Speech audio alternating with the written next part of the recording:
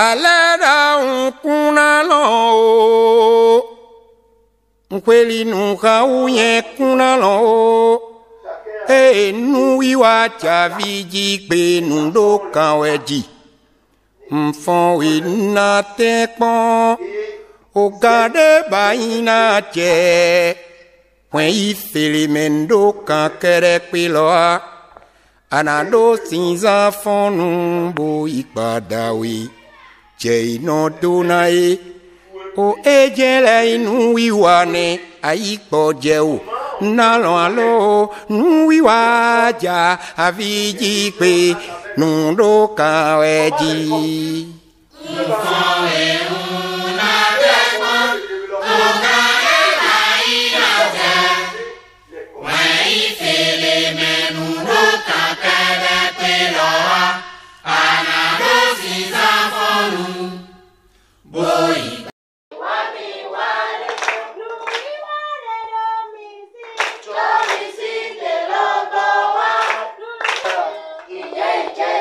C'est les parents?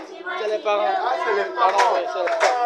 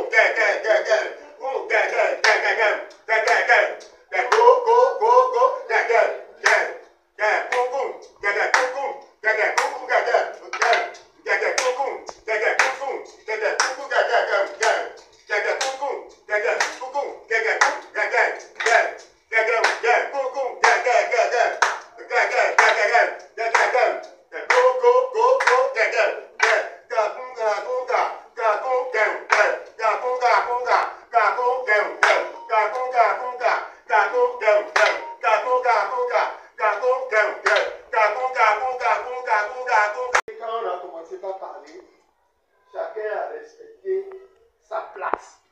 Les garçons ont leur place. Les filles ont leur place.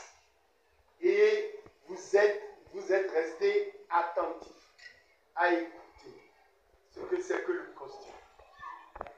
Qu'est-ce que le costume représente pour un être humain, pour un pays, pour une région, pour un pays? Comment on peut reconnaître des personnes ou des régions à travers leurs costumes? Comment les costumes peuvent enrichir et amorcer le développement d'un pays? Pourquoi valoriser les costumes et pourquoi les transmettre? Ce qu'on est venu dire aujourd'hui là s'appelle place et importance de nos costumes. Par exemple, vous avez vu, comment on appelle ça? Gloria. Gloria maintenant, on lui a noué une pagne autour de la poitrine, on lui a mis des bracelets, on lui a mis des colliers. Si elle avait des chaussures, c'est tout l'ensemble qu'on va appeler costume. Il valorise un homme, il valorise un pays. Ce que vous avez porté. On veut examiner la place et l'importance des costumes traditionnels dans le développement et la valorisation de notre culture. C'est l'ensemble qui est costume. Mais le costume permet d'identifier l'origine de celui qui l'a porté. C'est son rôle premier. Quand je les ai vus tout de suite, j'ai dit, ils se sont tous habillés en abomé. Certains ont la coiffe, ce qu'on appelle gola. Ça, à abomé, on appelle ça gola. Excuse-moi. Ça, on appelle ça gola. Ce chapeau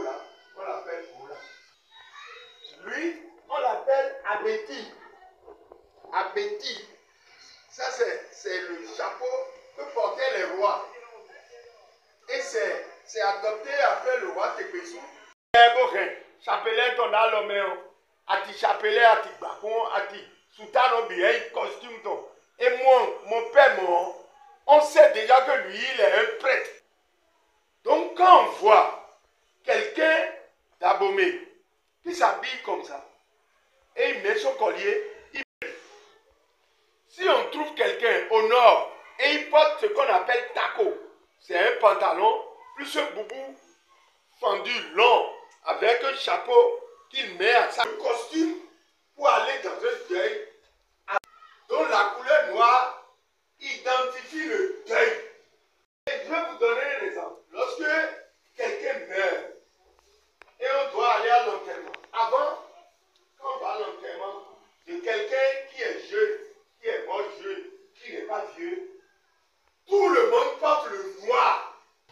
La fonction éducative permet d'assurer la transmission. Ça veut dire quoi? Ça veut dire que avec les costumes, on peut enseigner, on peut donner un cours comme le directeur a voulu que je vienne m'entretenir avec vous. Aujourd'hui, si on prend le Bénin, du sud au nord, les peuples béninois ont différentes façons de s'habiller. Ça, on a vu cette façon, on le retrouve à l'est, au sud-est, on le retrouve au sud-ouest, on le retrouve au centre, mais beaucoup plus à l'est parfois, on voit les femmes porter au niveau du genou, et elles portent un boubou, et elles se parent des bijoux, et elles mettent un guélé.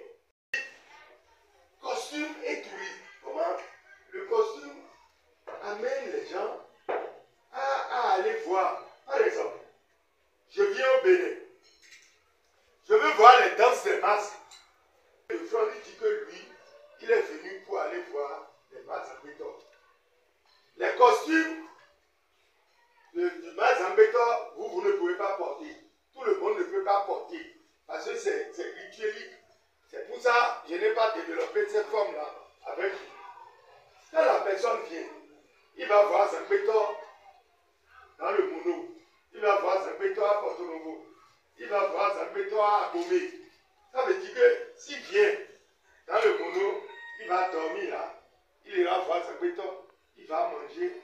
Il y a tout ça qui contribue au rayonnement de l'identité des peuples, qui contribue à développer les peuples. Oui.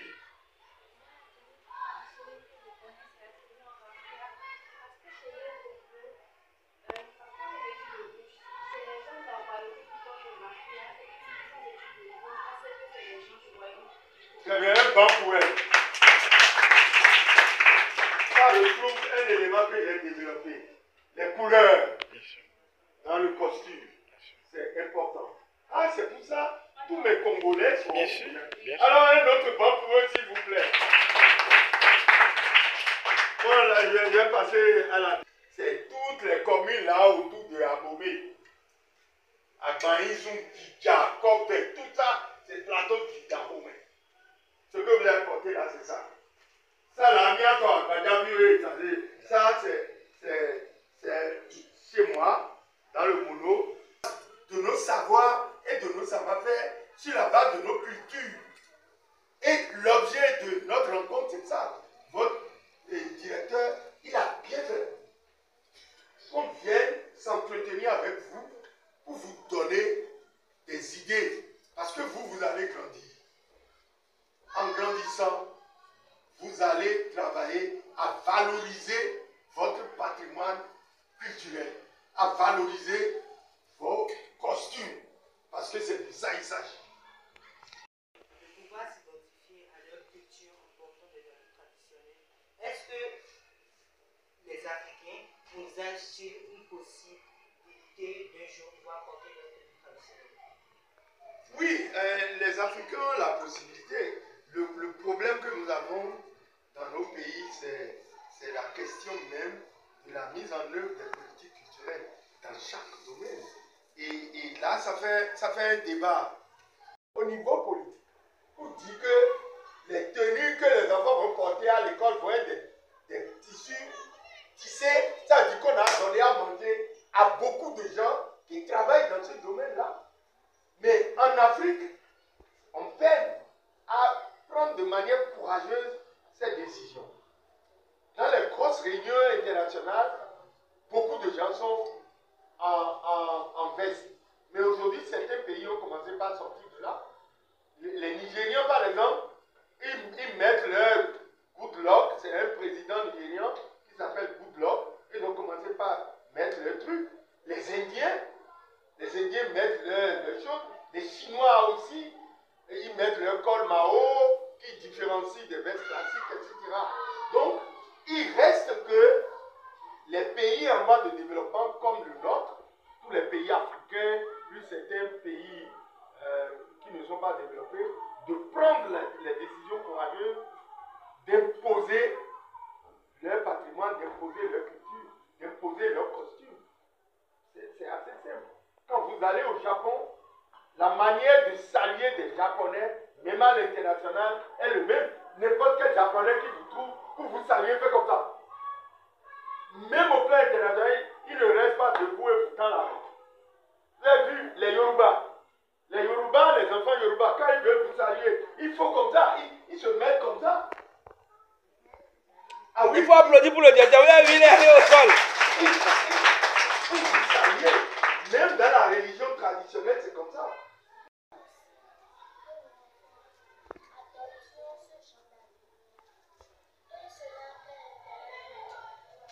Merci, ma fille chérie. Belle question, il faut lui faire bon. Elle a dit, est-ce qu'il est possible pour eux autres enfants d'adopter ce costume-là? Elle a parlé de tenue, elle a parlé de tabou. Ce costume. Est-ce que vous pouvez décider de ce que vous allez porter? C'est papa et maman, non? Et les maîtres à l'école, et les professeurs. Et ça vous plaît même, au collège, ça vous plaît de traiter vos cheveux juste derrière comme les belles filles font là. Et le directeur de l'école dit, il n'y aura pas de tresse dans mon école. Est-ce que tu peux aller avec tresse? Kuna lome unui wa chavijikbe nudoka wedi.